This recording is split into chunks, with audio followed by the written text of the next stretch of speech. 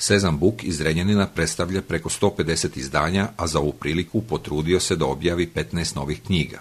Nastupamo sa novim naslovima: Marguerite Duras, Brana na Pacifiku, zatim Charlotte Thomas, Ljubav u Veneciji, Devojčice su jači pol, knjiga za tinejdžere od našeg proslavljenog dečjeg pisca Roberta Takarića.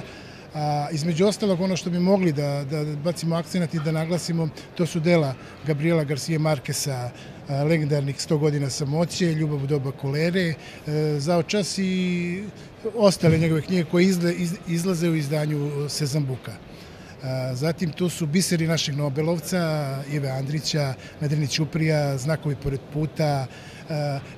Prošle godine smo objavili po prvi put njegove pripovetke Zatvorena vrata i druge priče.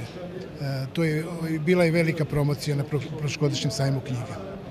I ova izdavačka kuća nudi sajamski popust do 30%, kao i akcijsku prodaju knjiga. I ono što bih želeo da naglasim, u svaku kupovinu kupac dobija poklon i iznenađenje. Jedna od velikih